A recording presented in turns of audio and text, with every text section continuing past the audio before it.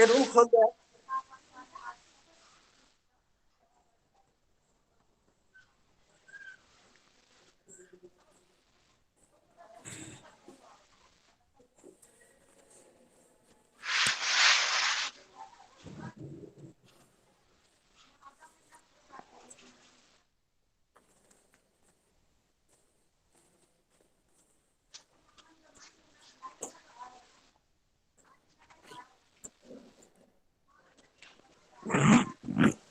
क्या हुआ नेकराम? जी sir. Good morning sir जी। तैयारी तैयारी कैसी चल रही है? चल रही है, थोड़ा टाइम जब मिल पाता तभी क्लास नहीं रेगुलर ले पा रहे हैं।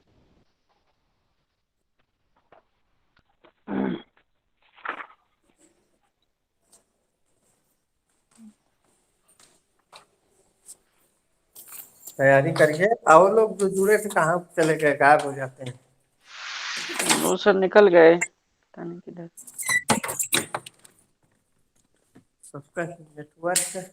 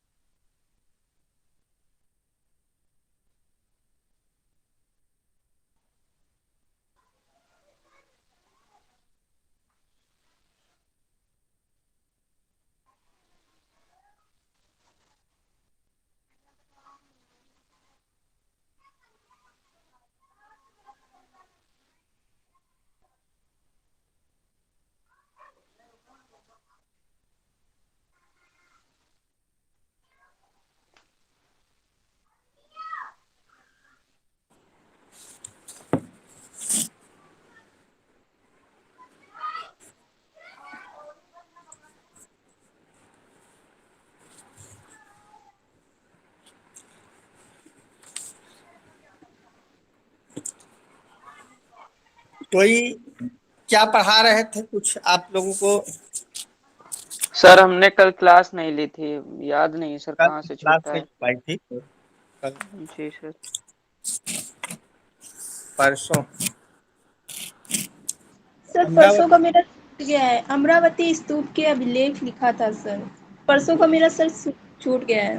अमरावती चल रहा था, अभिलेख हो गया था। संरक्षण स्तूप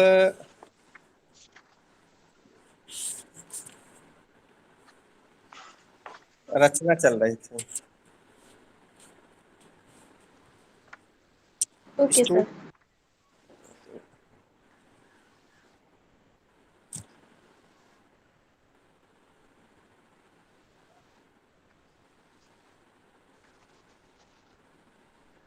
19वीं सदी में पता चलता है कि सर 19वीं हेडिंग क्या है? स्तूप रचना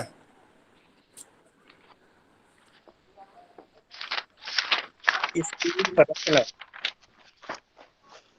19वीं शताब्दी में पता चलता है कि अमरावती स्तूप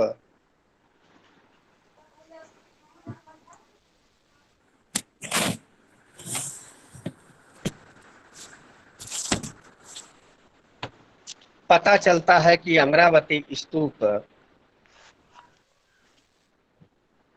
विनष्ट हो चुका था।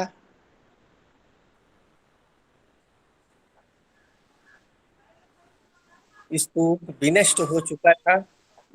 केवल इसके आकार का अनुमान ही केवल इसके आकार का अनुमान ही लगाया जा सकता था।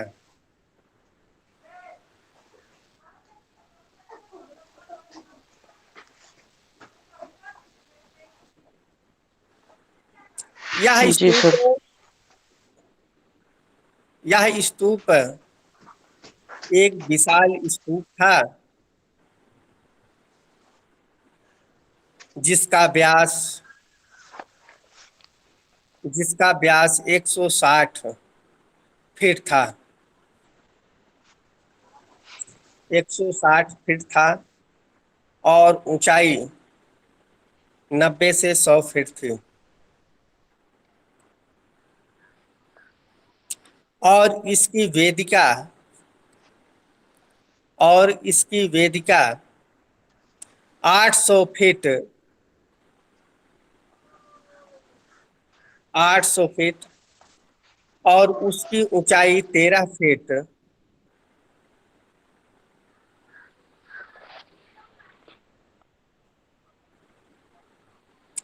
जिसमें 9 फीट के सर वेदिका जिसमें नौ 800, 800 वेदिका फीट वेदिका लगभग 800 फीट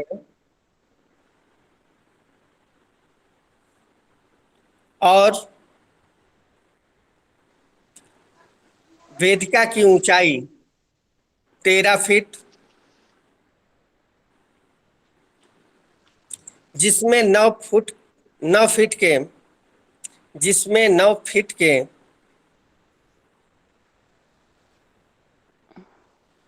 ऊंचाई वाले 9 फीट के ऊंचाई वाले 136 136 स्तंभ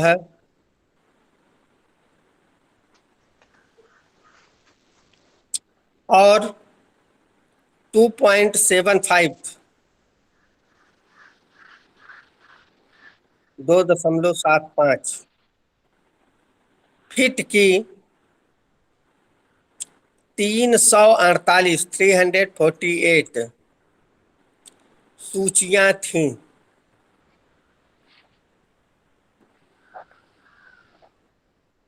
जो अलंकृत और उत्कीर्ण थीं।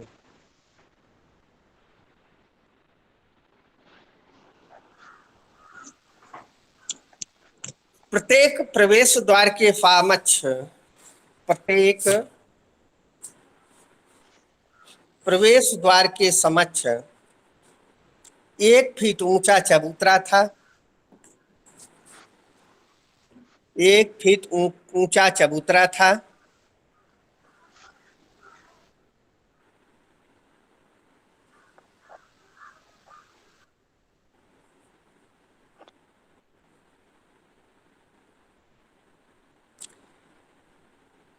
जिस पर 32 इंटू 6 फीट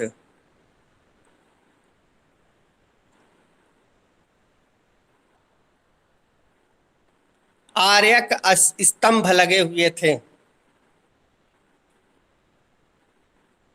जिस पर 32 इंटू 6 फीट आर्यक स्तंभ या खंभे लगे हुए थे।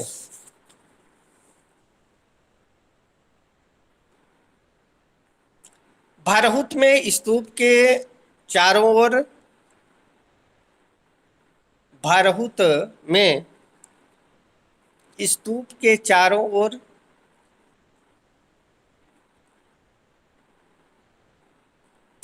वेदिका एवं तोरण वेदिका एवं तोरण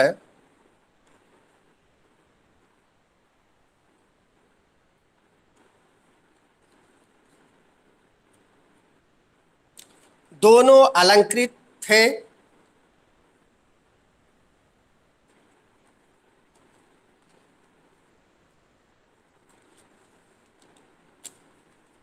सांची में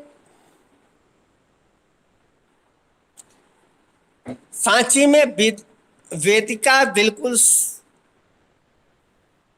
सादगीपूर्ण थी। सादगीपूर्ण थी।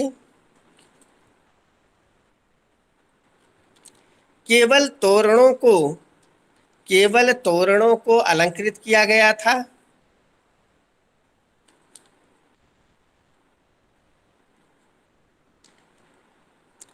परंतु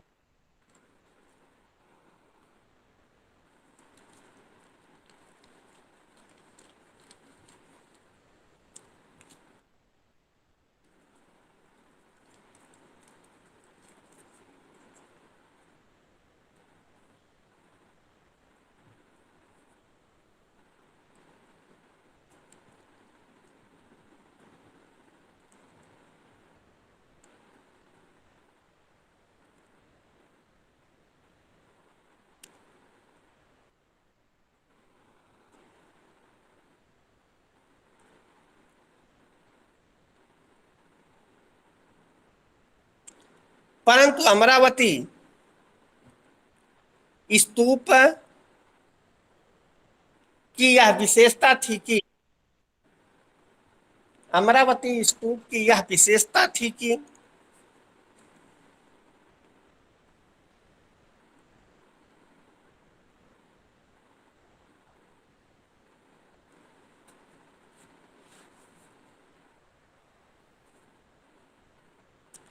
इसमें स्तूप को भी अलंकृत किया गया था।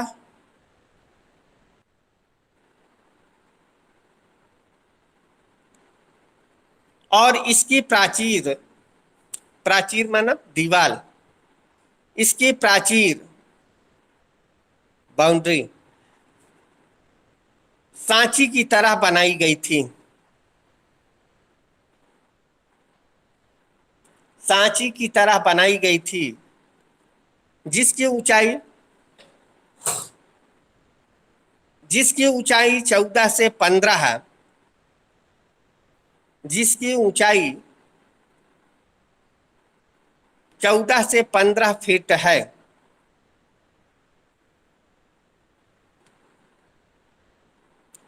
इस प्रकार बड़ी बड़ी मूर्तियों को तराश कर, इस प्रकार बड़ी बड़ी मूर्तियों को तराश कर बनाया गया है,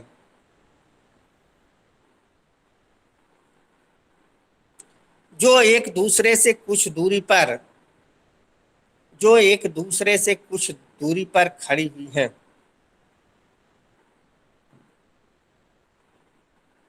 पैराग्राफ चेंज।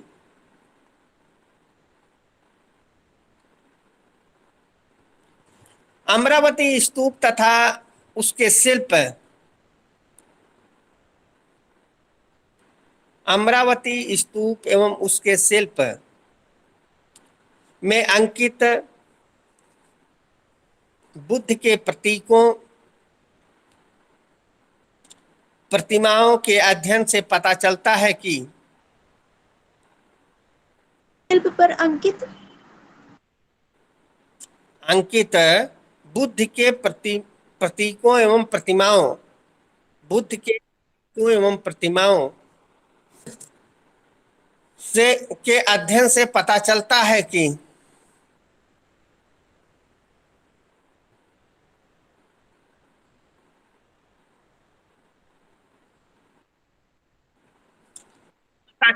कि प्रारंभ में अमरावती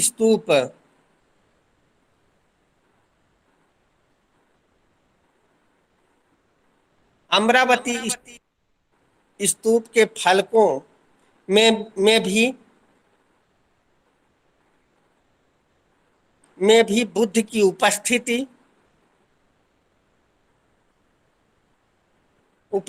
उनके प्रतीकों के माध्यम से, दर्शाई गई है।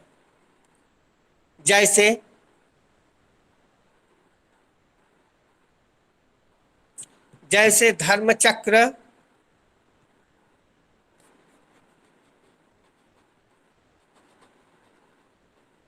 बोधि वृक्ष,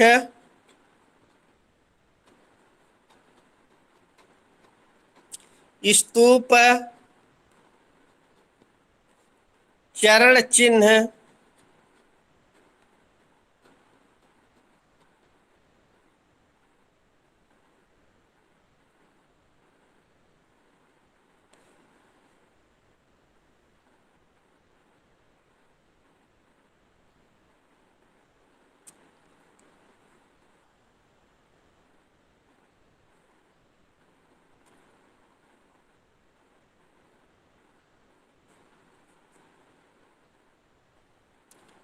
तथा अमरावती के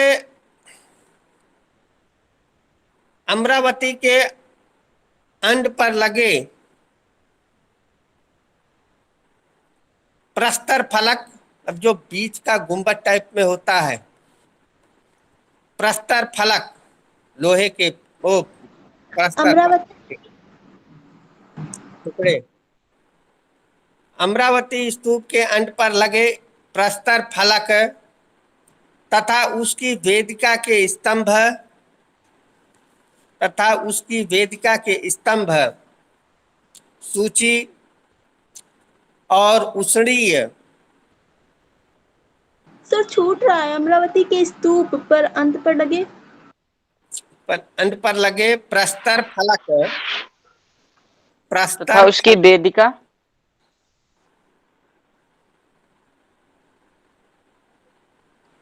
रुक जाओ बोल रहे हैं, फलक तथा उसकी वेदिका, तथा उसकी वेदिका के स्तंभ, सूची और उसड़ीय, सातवाहन कला के, सातवाहन कला के चरम श्रद्धा दी। विकास, सातवाहन कला के चरम विकास के साक्षी हैं, चरम विकास के साक्षी हैं, जिसके चार विकास क्रम, जिसके चार विकास क्रम बताए गए हैं।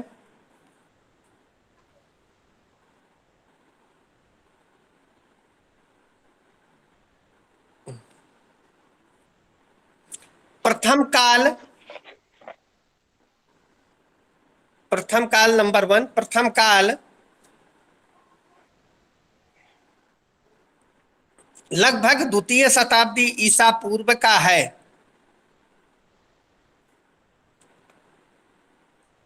लगभग द्वितीय शताब्दी ईसा पूर्व का है। इस काल का शिल्प स्तूप निर्माण, इस काल का, इस काल का शिल्प स्तूप निर्माण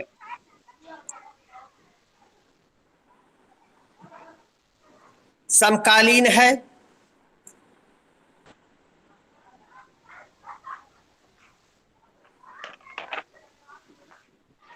समकालीन है, जिसके साक्ष्य, जिसके साक्ष्य मौर्य शुंग कालीन, मौर्य शुंग कालीन अभिलेख से प्राप्त होता है।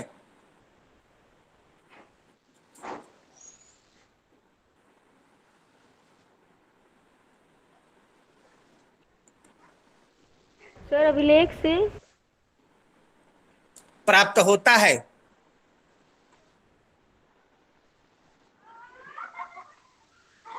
द्वितीय काल,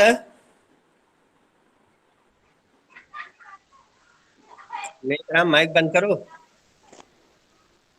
जी सर।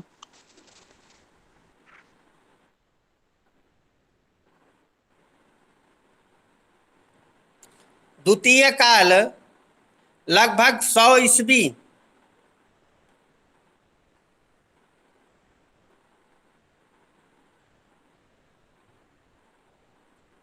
लगभग 100 ईस्वी सातवाहन नरेश, सातवाहन नरेश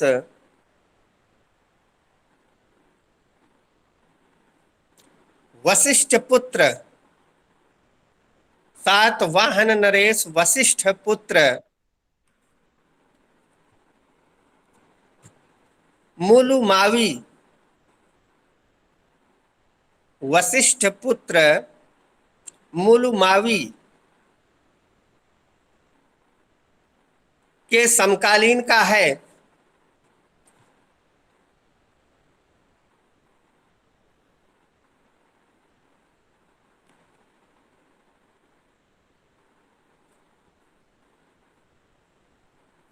इस युग के शिल्पपट, इस युग के शिल्पपट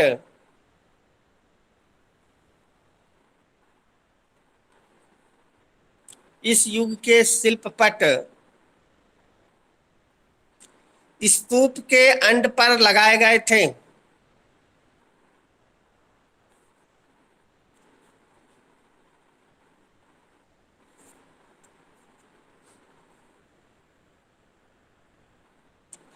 तृतीय काल 150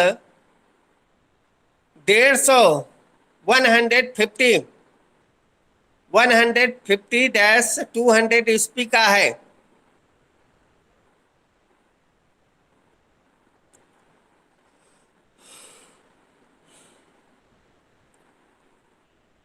ईस्वी का है। यही अमरावती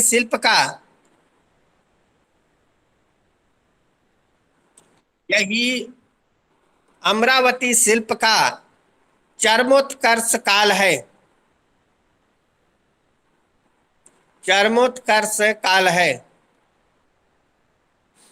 इसी काल में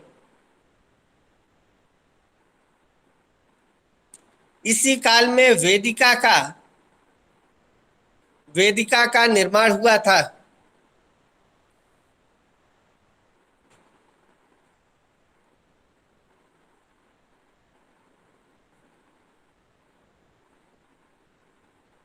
सर में वेदिका का निर्माण हुआ है।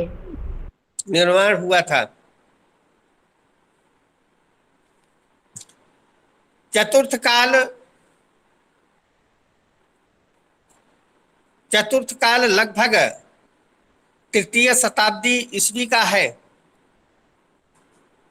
चतुर्थ काल लगभग तृतीय शताब्दी ईस्वी का है, जो इक्ष्वाकु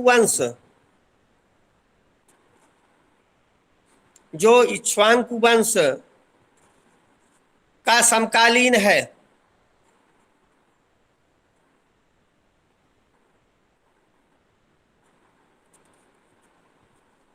इस काल में नागार्जुन कोंडा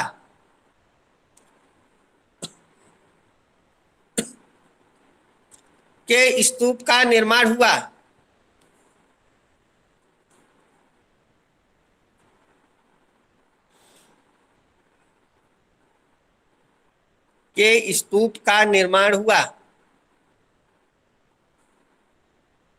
और इस काल के शिल्प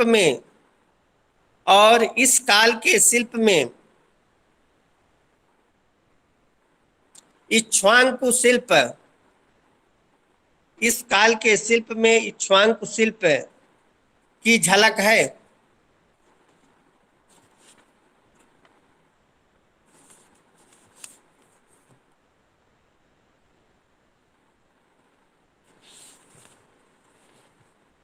अब जातक कथाएं।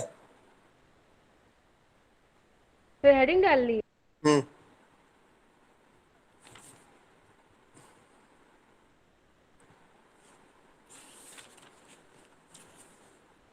अमरावती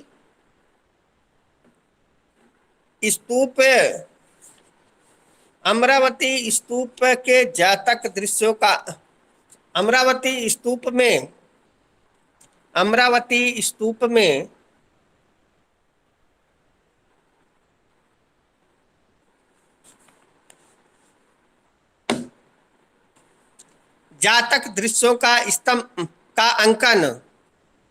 जातक दृश्यों का अंकन स्तंभों पर देखा जा सकता है।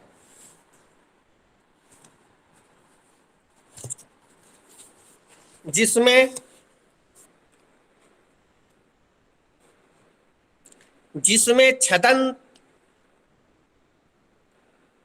छदंत जातक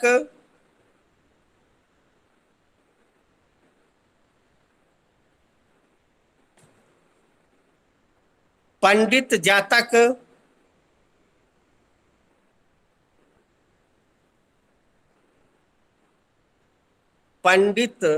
विदुर पंडित जातक विधुर पंडित जातक चुल्ल थम्मपाल जातक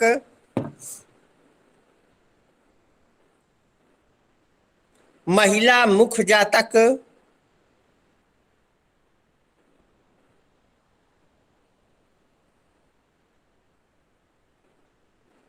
हंस जातक, सर महिला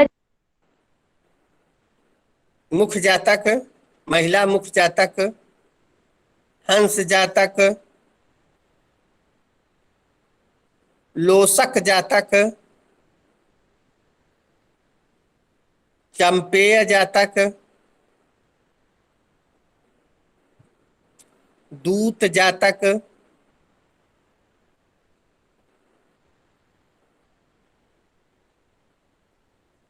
सोमण रस जातक,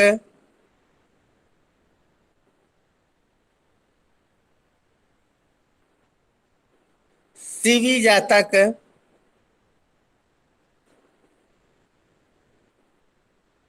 आदि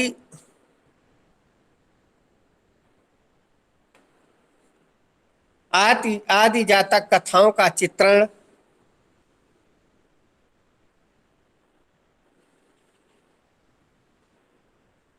किया गया है।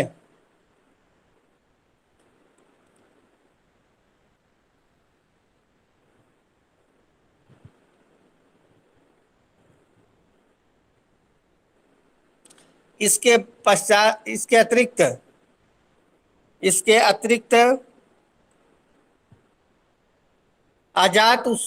अजात शत्रु इसके अतिरिक्त अजात शत्रु द्वारा बुद्ध का दर्शन,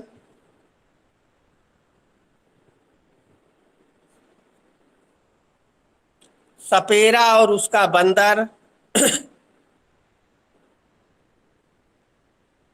सपेरा और उसका बंदर,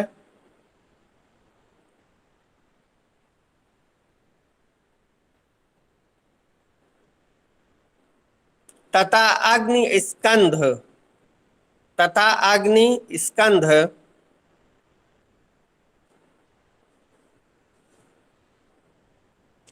को चित्रित किया गया है।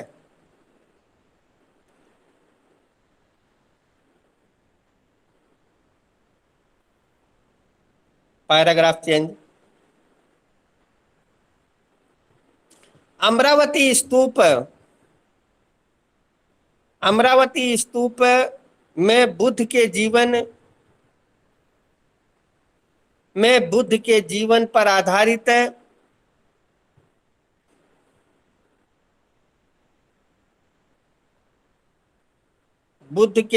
पर आधारित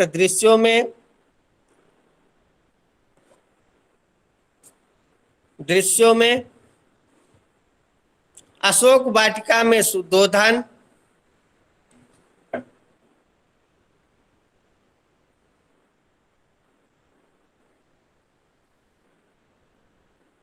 माया देवी की उपस्थिति,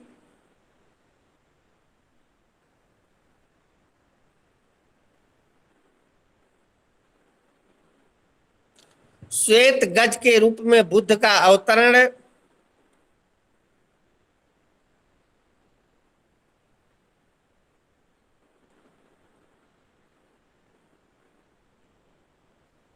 राहुल का जन्म,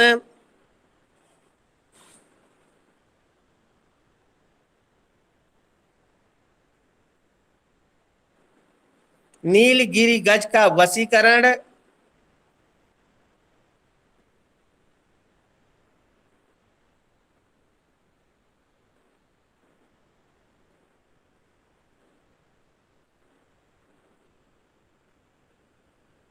बुद्ध के भिक्षा पात्र का समारोह,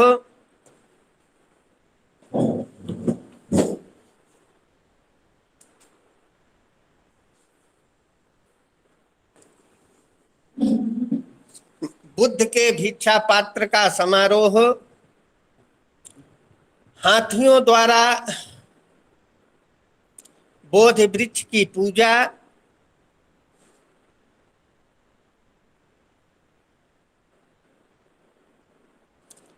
बुद्ध के शरीर व शेषों का बंटवारा,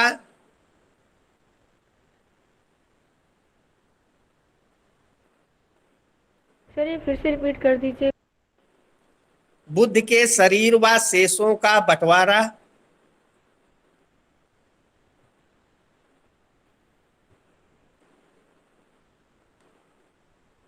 सर हम सेसो का मीन नहीं समझे।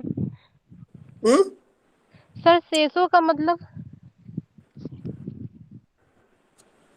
मतलब भगवान बुद्ध के पूरे शरीर और जो भी उनके सामग्रियां थी उसका बंटवारा। Okay sir. धर्म चक्र प्रवर्तन,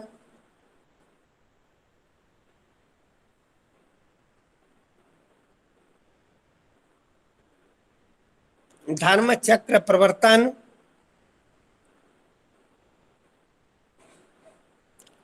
चूड़ामह, चूड़ामह, स्तूप पूजा,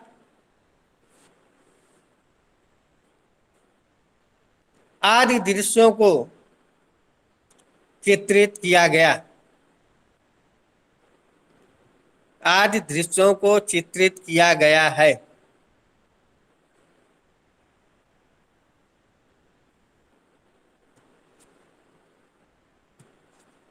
अमरावती कला की विशेषताएं।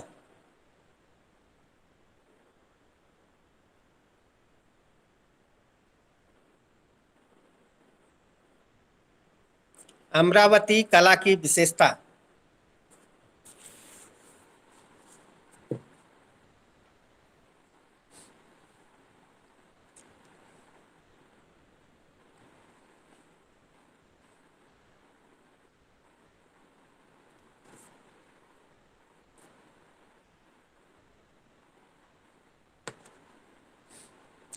अमरावती नंबर 1, अमरावती कला की प्रमुख विशेषता है प्रबल गतिशीलता।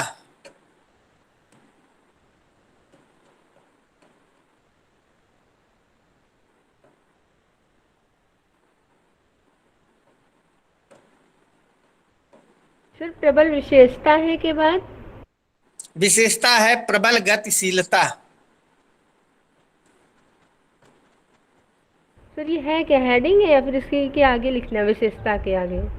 एक नंबर डलवाया तो था।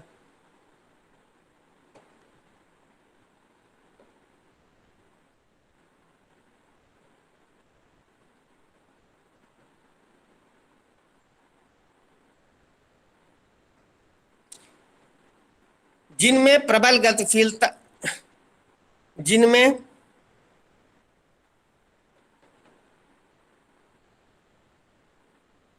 आकृतियों का चित्रण हुआ है, जिनमें आकृतियों का चित्रण हुआ है वह भी बिल्कुल भिन्न,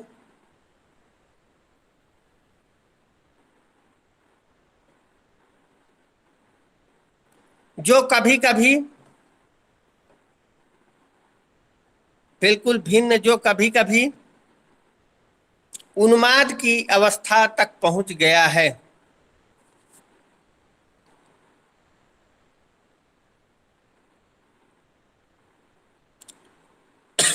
नंबर 2,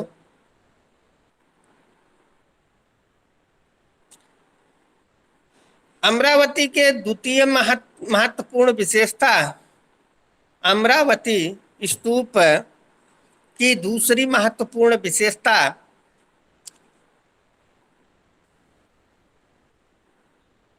यह है कि एक दृश्य में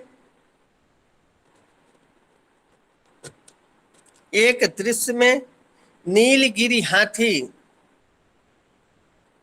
विशेषता यह है की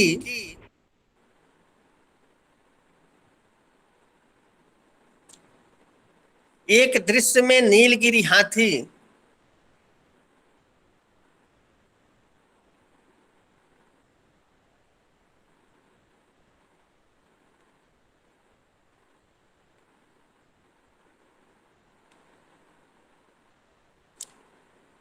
नीलगिरी हाथी भाग रहा है,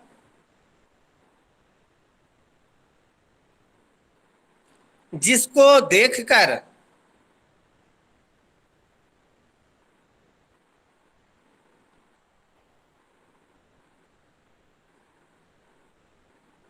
जिसको देखकर भयभीत व्यक्ति जिसको देखकर भयभीत व्यक्ति भाग रहे हैं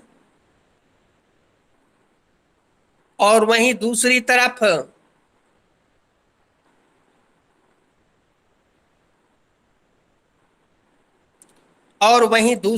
हाथी के सामने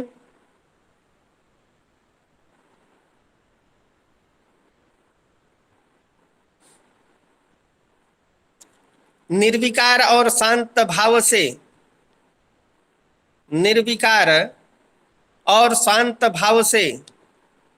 बुद्ध और उनके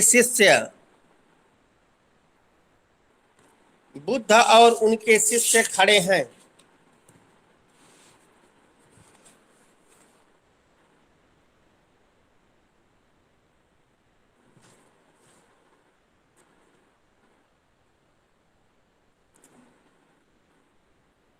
जिससे यह प्रतीत होता है कि यह चित्र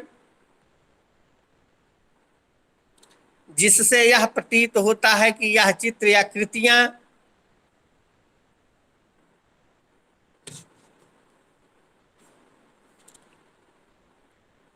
किसी न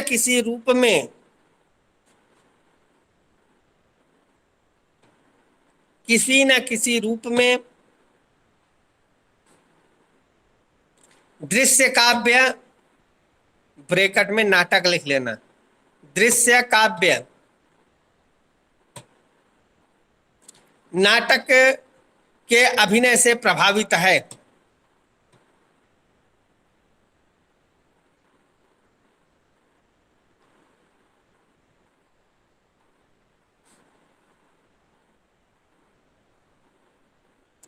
नंबर 3, अमरावती की प्राचीर की ऊंचाई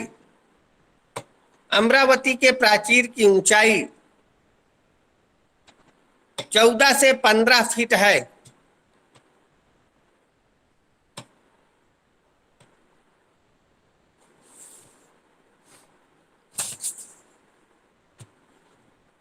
जिसमें बड़ी बड़ी मूर्तियों को तराश कर लगाया गया है।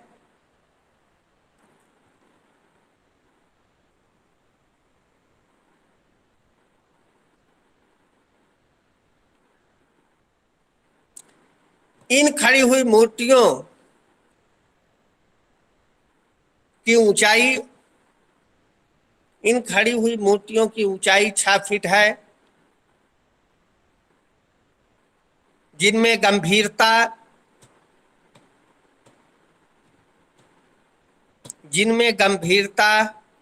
उदासी तथा वैराग्य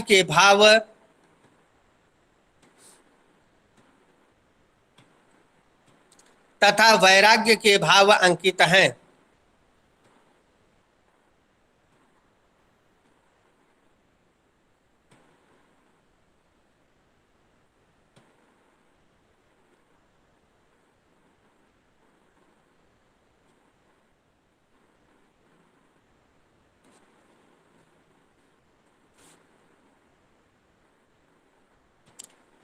अमरावती की आकृतियां लंबी और पतली हैं।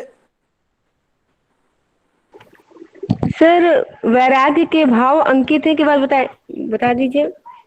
अंकित हैं। अमरावती की आकृतियां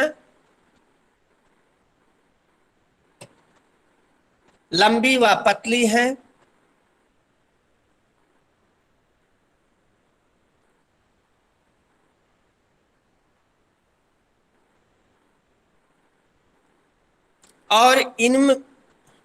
और इनके पतले होने के कारण और इन आकृतियों के लिख लो, और इन आकृतियों के पतले होने के कारण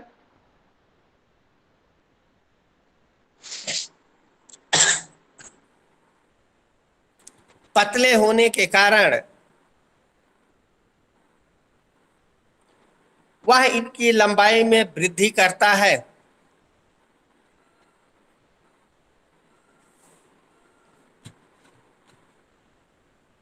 नंबर 4,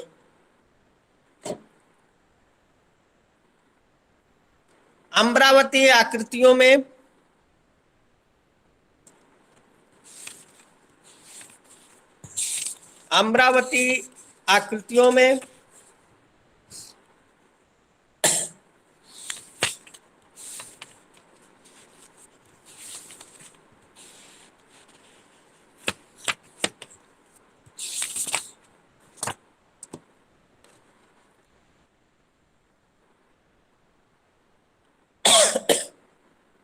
लंबेपन की अधिकता के कारण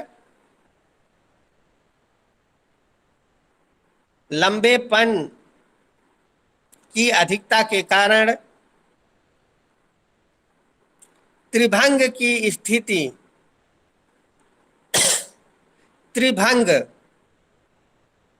की स्थिति स्पष्ट दिखाई देती है। विशेषकर विशेषकर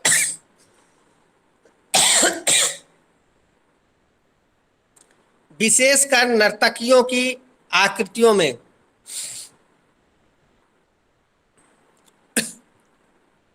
विशेषकर नर्तकियों की आकृतियों में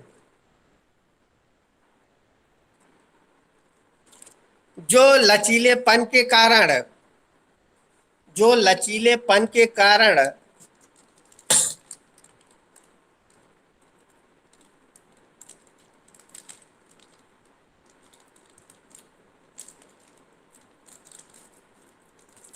जो लचीलेपन के कारण त्रिभंग की स्थिति में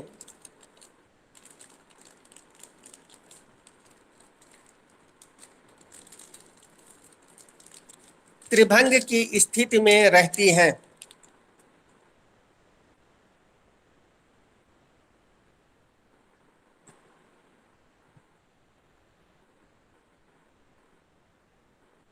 next point 5 number.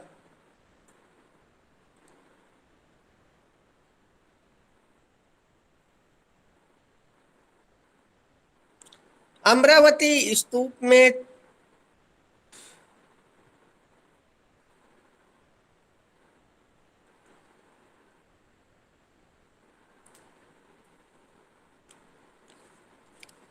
Amaravati stupa में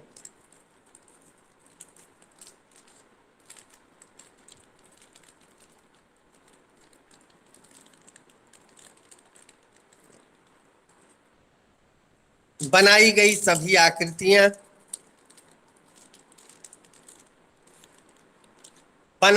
सभी आकृतियां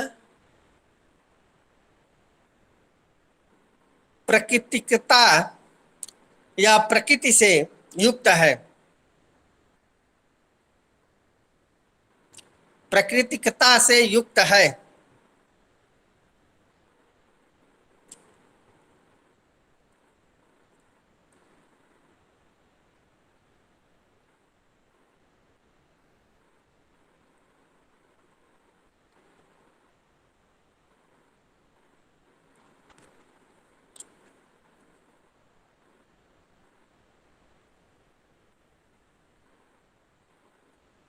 सिक्स नंबर।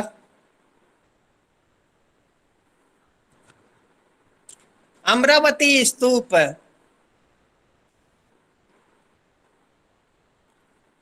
संगमरमर पर बना हुआ है।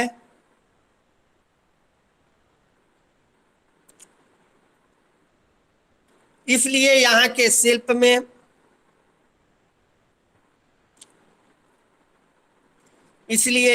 शिल्प में अधिक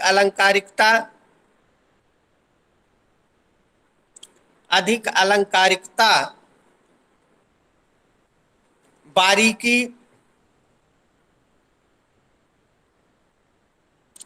एवं अर्धवृत्ताकार उभार दिया गया है,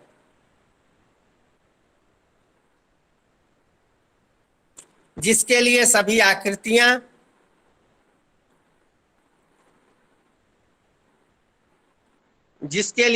आकृतियां बहुत गहरी से खोदी गई हैं।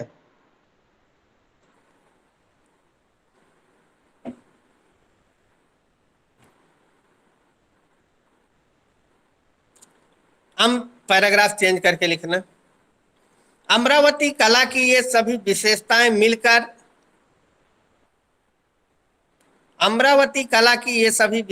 मिलकर एक जटिल प्रभाव उत्पन्न करती हैं।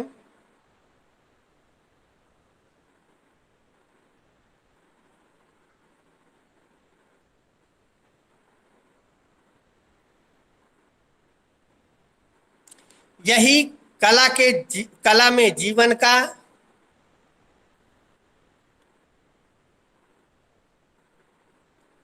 यही कला के जीवन का अपूर्व उल्लास,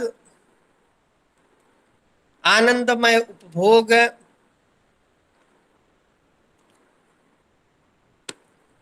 व उसके कण कण में सौंदर्य को प्रस्फुटित करता है।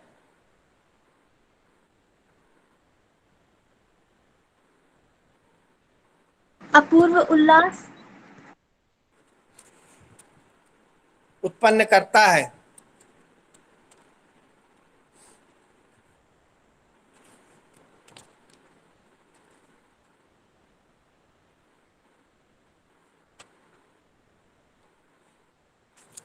अब लिखो मथुरा की शुंग और कुषाण कला।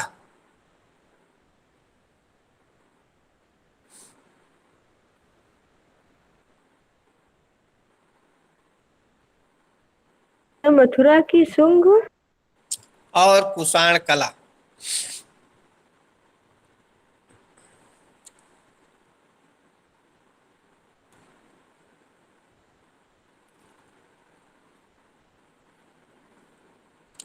मथुरा कुषाण काल में मथुरा कुषाण काल में गांधार के समान उत्तरी भारत में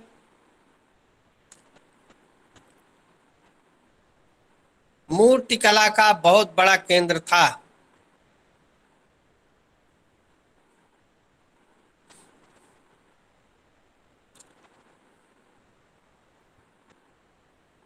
बहुत बड़ा मूर्तिकला का केंद्र था।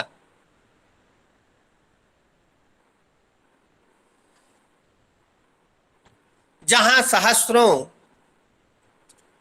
सहस्त्रों मूर्तिकारों ने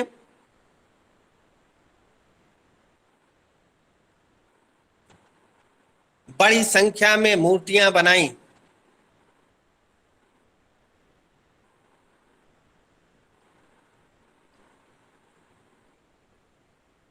इसी कारण कुषाण युग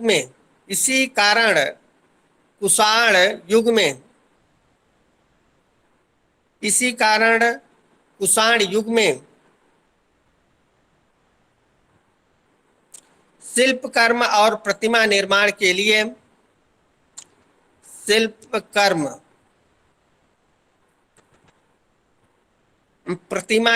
के लिए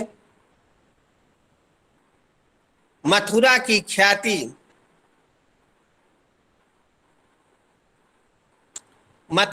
ख्याति दूर दूर तक हो गई थी।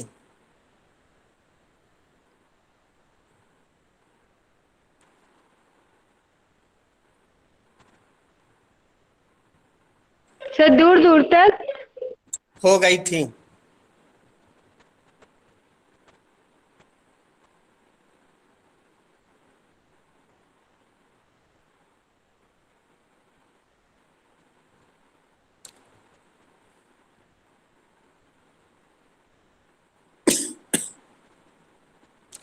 परखम जैसी अति महाकाव्य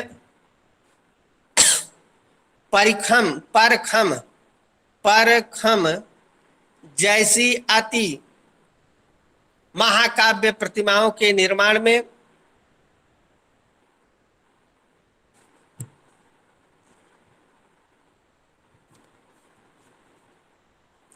में शिल्पी मौर्य शुंग युग में अभ्यस्त हो चुके थे।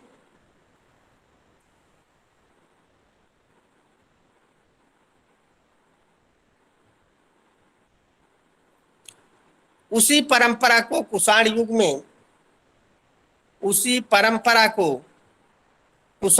में बोधिसत्व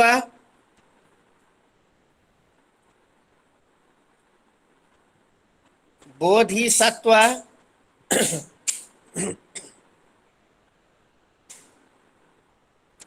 बुद्ध नाग, बुद्ध नाग और यक्ष देवताओं की विशालकाय, और यक्ष देवताओं की विशालकाय मूर्तियों के निर्माण द्वारा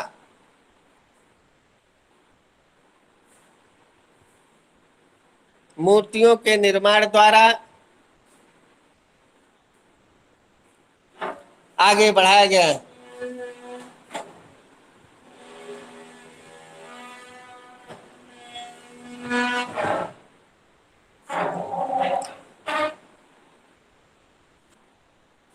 इस समय लोक शैली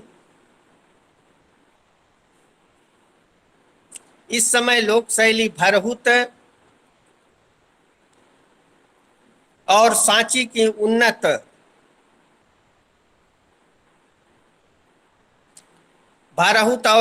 की उन्नत दोनों शैलियां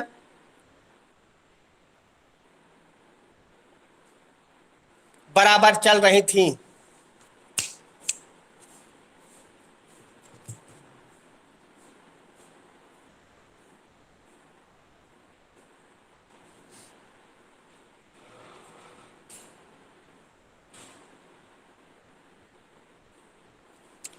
यही दोनों शैलियां कुषाण काल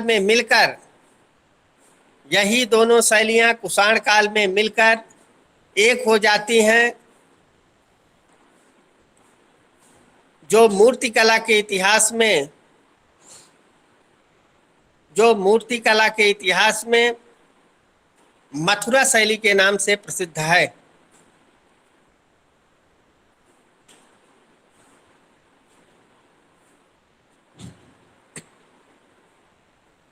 पैराग्राफ चेंज।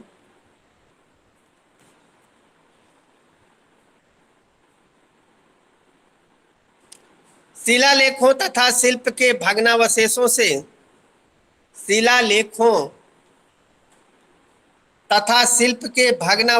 से कुषाणकालीन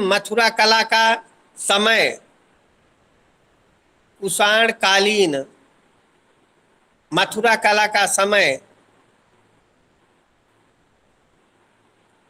दूसरी शताब्दी से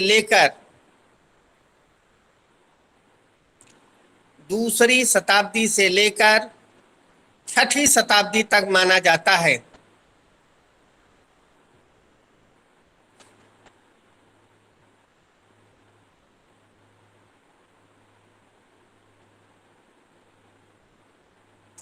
क्योंकि इस युग में कला का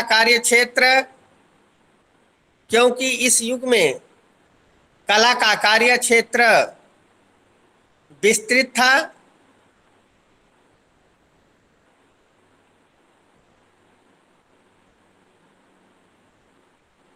जिससे मथुरा इस युग की कला का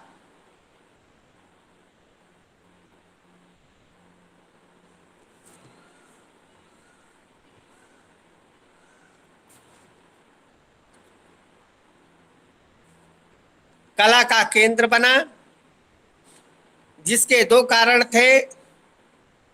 एक, कुषाण नरेशों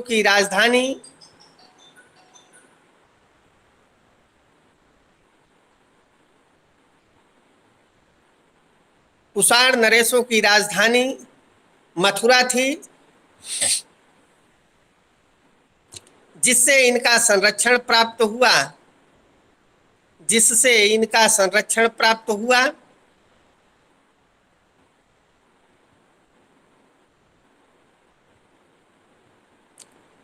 दूसरा,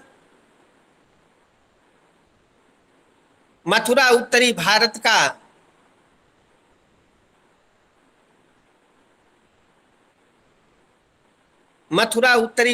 का उस काल में प्रमुख व्यापारिक केंद्र था।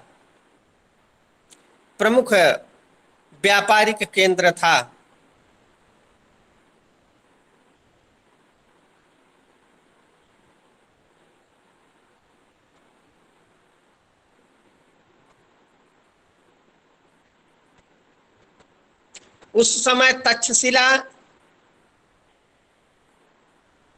कौशाम्बी, उस समय तक्षशिला, कौशाम्बी, वाराणसी, पाटलिपुत्र, विदिशा और प्रतिष्ठान के व्यापारी मथुरा होकर आया जाया करते थे।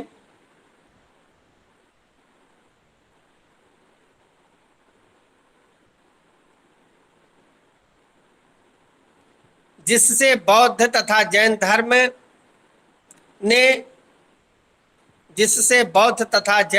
ने राजाओं और धनिक वर्गों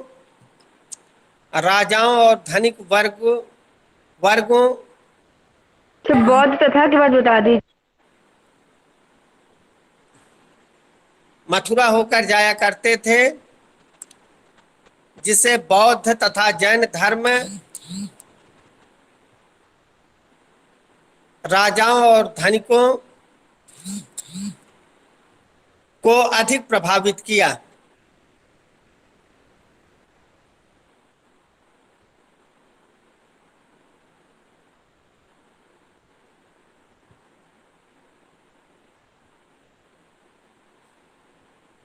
मथुरा में चार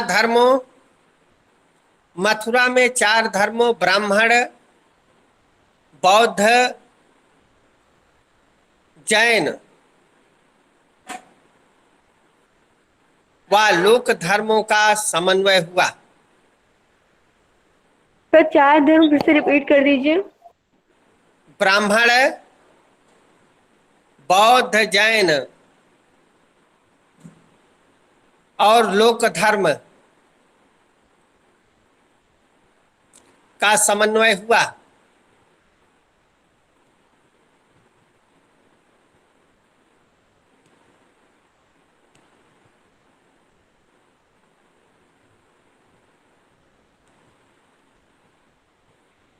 तथा भारतीय कला की धार्मिकता,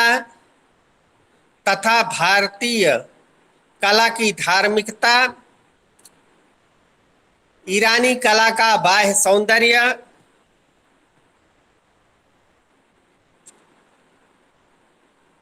तथा यूनानी मानवीय शरीर का समानुपातिक आकर्षण इन तीनों के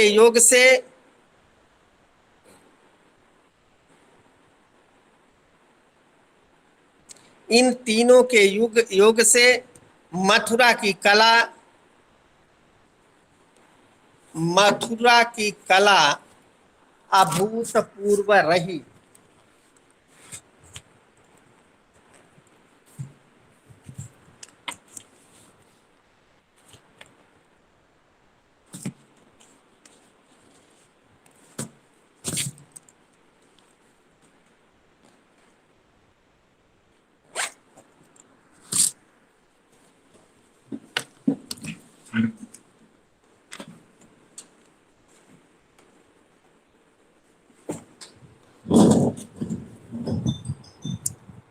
बस अभी इतना ही। आप लोग जुड़े रहिएगा। रिकॉर्डिंग बंद करने के बाद थोड़ा सा आप लोगों से बात करनी है, उसके बाद कटिएगा।